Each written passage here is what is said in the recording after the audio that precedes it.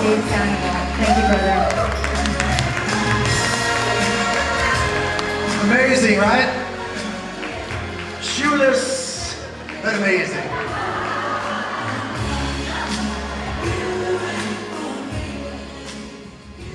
You know, it's been a really good day. What do you think? A lot of hard work went into putting this together, so I think we ought a round of applause to those who did that work.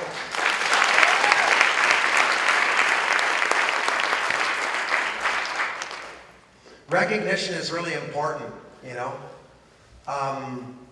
You ever look at somebody, a child especially, and say, I'm so proud of you for cleaning your room so good, and they looked at you and they're like, I didn't clean it that good, you know?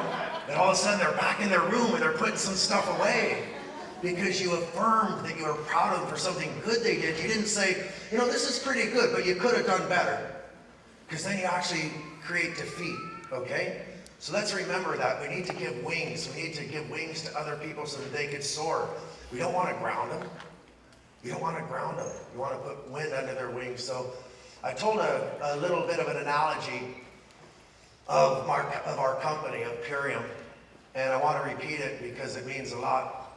Imagine that the company, think of the whole thing is like a bird, like the bird that can fly.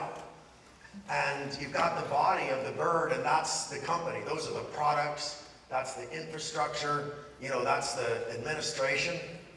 And I was trying to fly that bird with one wing. I was the wing on the left. And then my partner Amy came along and she became the wing on the right. And all of a sudden the bird had two wings and it was starting to believe it could fly. But the wings didn't have feathers. And here we are, we brought all of you together. You guys became the feathers on the wings that have lifted the company up. And I want to thank you for that because I did believe I could fly. But I couldn't do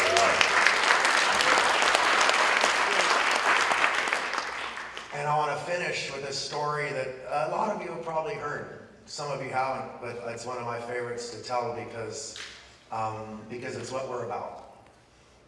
So it's about a time that I was in Japan, in Tokyo, and I was in front of a room, 5,000 strong. I wasn't the only speaker. In fact, I was probably the least important of all the speakers. There were some really amazing and brilliant men there, and women. And there was a gentleman from Korea named Dr. Wu. And Dr. Wu is the one who first studied rooibos tea. By the time he was 32, he had over 30 published studies in peer-reviewed journals. And he had become a very significant person in Japan, which if you know the relationships there, that isn't easy for a Korean doctor. So he was amazing. And I was listening to his talk, and I had a handler who told me, and every time the audience got really excited, I would ask her to tell me what he had said. And she'd tell me something, and I'd go, oh, wow, and I'd write it down. And then the audience would get excited again, and she'd tell me, and I'd write it down. The audience got really excited, and I said, what did he say? And she said, well, he told them that they're about to meet the brightest person he knows. And I said, that's awesome. Who's that?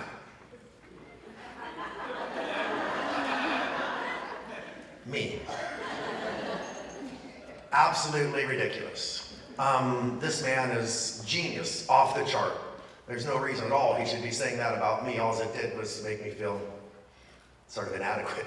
But so I get up on stage trying to follow this amazing doctor with all this amazing information, speaking in fluent Japanese. And here I come up, you know. And I didn't know what I was possibly going to say. So I noticed there was a candle, one of those little tea light candles, and I asked for a match and I lit it. And I had all the lights turned off and I held it up. And I said, can anybody see this? Everybody, 5,000 voices said, hi, yes, we can see it. And then I had the lights turned back on. Then I said, who could see it now? And just a couple voices at the front said, hi, we could see it. And I said, the only reason why Dr. Wu tells you that I'm so bright is because this world has gotten so dark. You see, the darker a room is, the brighter one candle sees. You see? There's nothing that I've taught you that you don't already know. probably, that you haven't already heard, or at least doesn't make sense that you could have figured out yourself. The question is, what was going to motivate you to embrace that knowledge, you know? So I asked the people if they each had a candle. And if I had a candle, how long would it take me to go to each of them and use my candle? Before I got to the back of the room, my candle would be expired.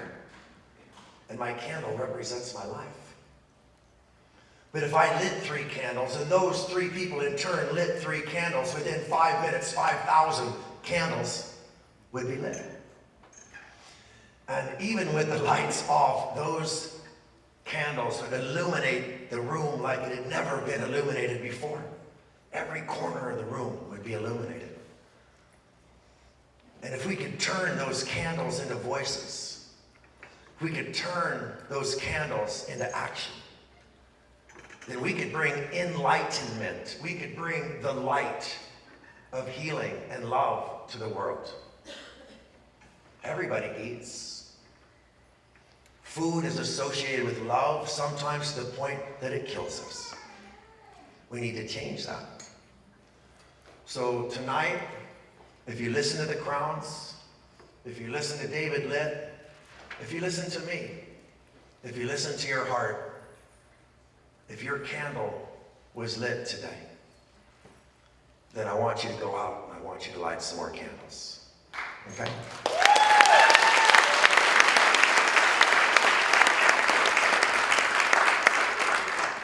John Wooden said that it takes no energy for one candle to light another. It loses nothing. It just grows. You understand?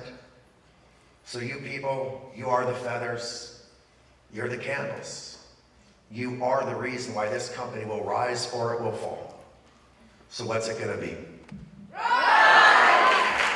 What's it going to be? Because as you know, they said, you gotta rise up. So let's do it. Good night, everybody.